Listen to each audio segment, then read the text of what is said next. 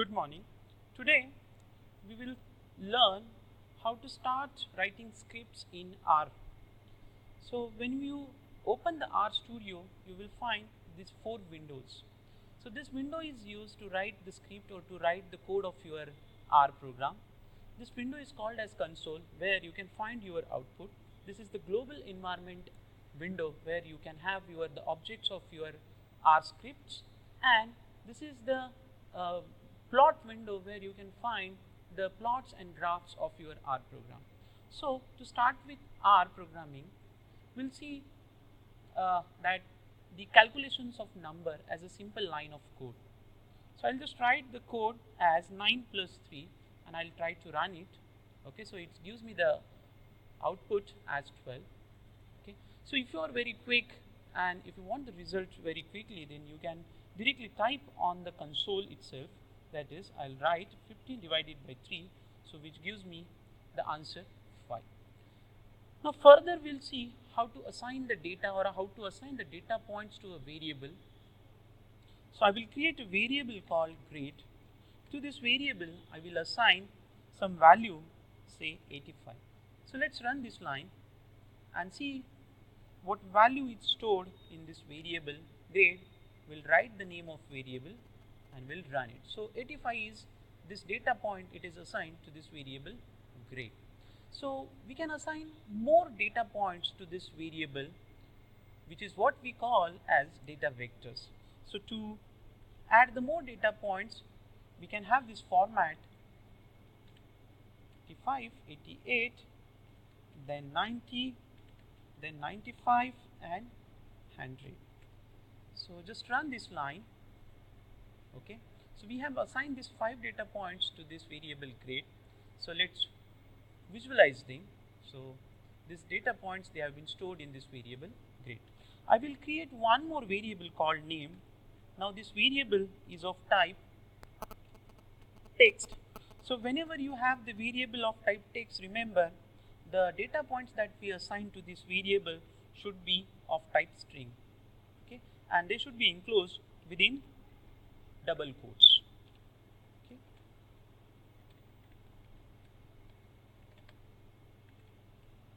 I will add 2 more names to this variable called name. Okay, let's run this line.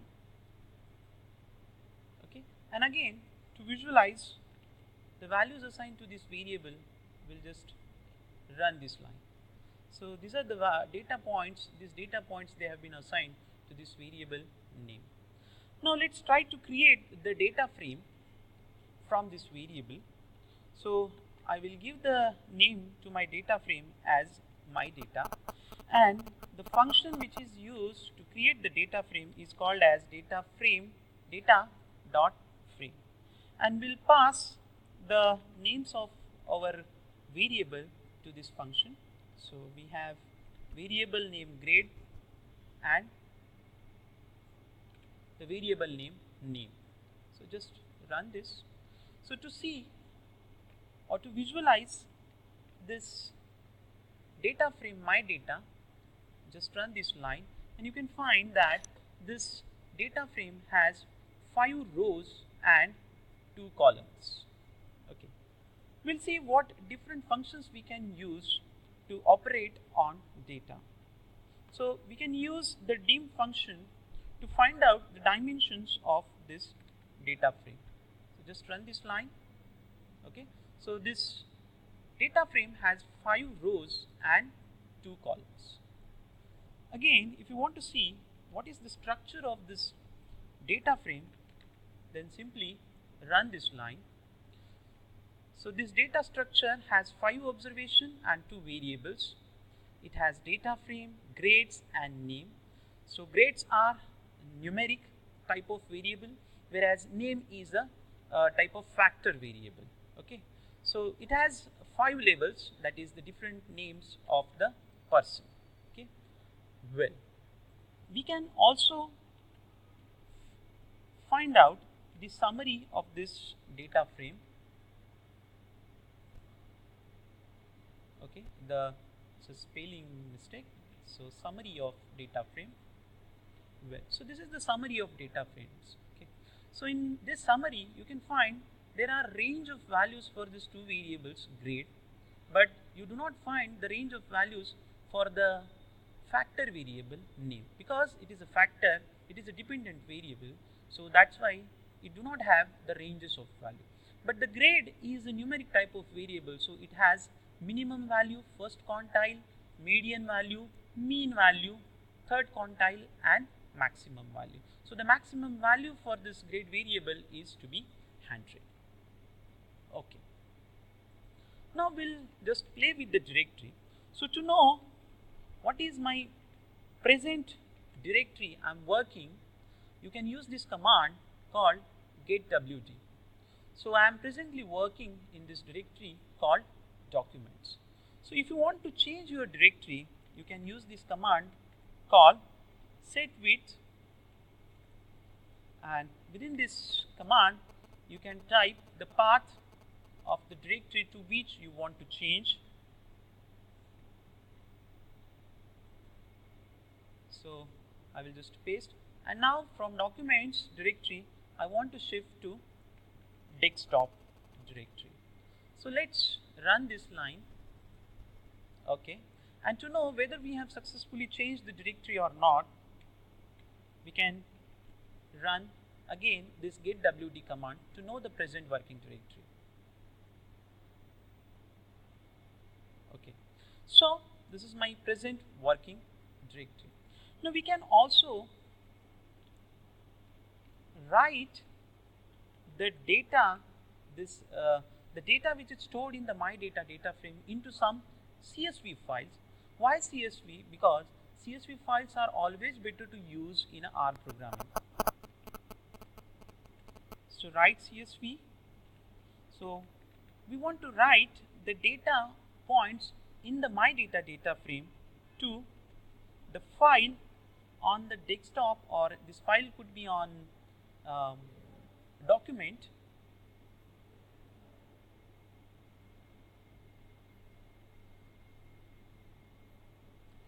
So it will be my file dot CSV. So I'll just run this line. Okay, so this file is created and we have successfully write the data of my data data frame into my file dot CSV. I will show you this file on my PCs. So in document directory you can find there is a file with the name. So the present working directory, it is set to the desktop, and we have written the all the data points of my data data frame into myfile.csv, which is created on the desktop of this machine. So we can find, so this is the file called myfile.csv, and we have seen that there are 5 data points are already present in this file. So I will just write the name of this column as the ID, and I will add some more data to this file. I will add 2 more data instances to this file. So the marks of this ID is, let's say, 75, and the marks of this ID is again, let's say, 78. The name of this is, you can say, Nakul, and the name of this is, you can say, Yash. Okay, so I'll just save this file, close this file. You can rewrite this file. So we have already saved this. Now we'll see how we can read this myfile.csv into some data frame. So I will create the data frame called data, and I will read the data of this CSV file into the data frame object.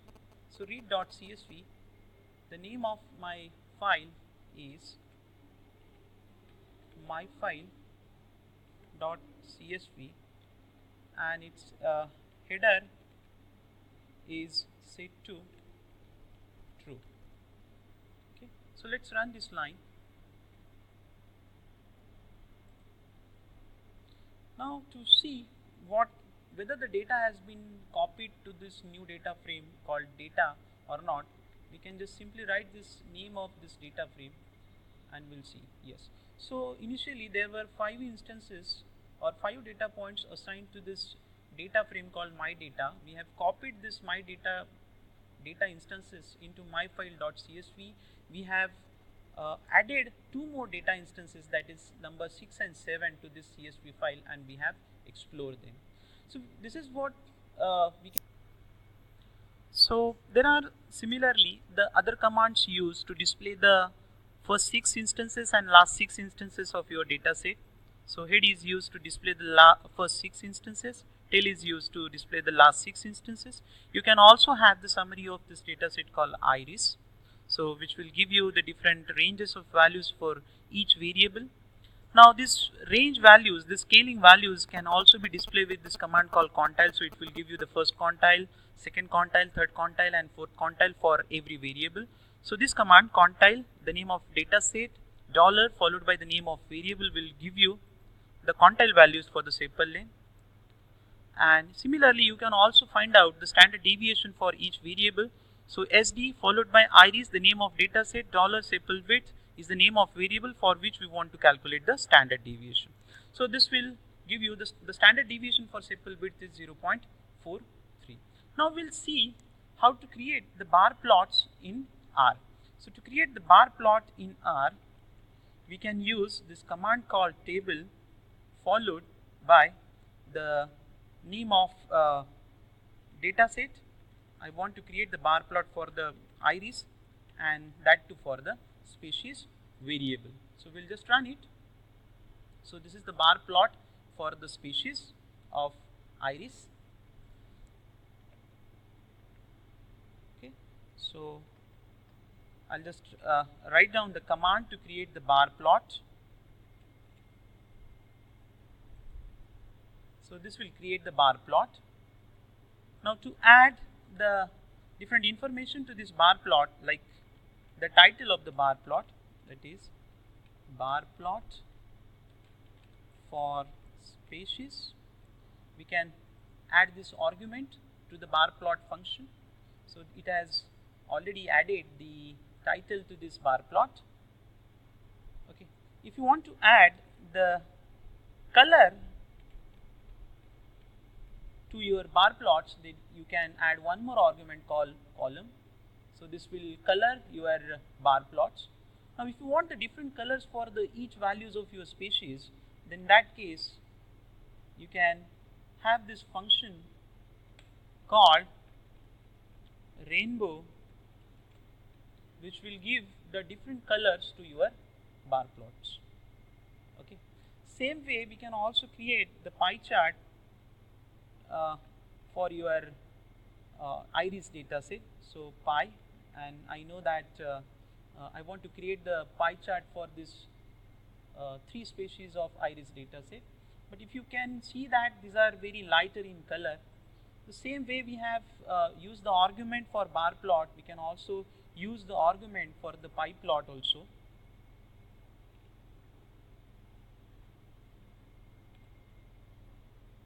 Okay, I'll just remove this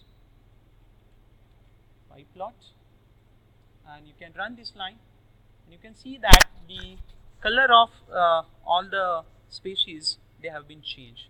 So this is how we can use the different commands, different basic commands, how to create the bar plots, how to create the pie chart, how to create the data frame, how to copy the values of data frame to some CSV file, how to read the data points from the CSV file to some data frame object in the R. So I hope you would like this video. Thank you very much. We'll try to see the linear regression in the next video. Thank you very much.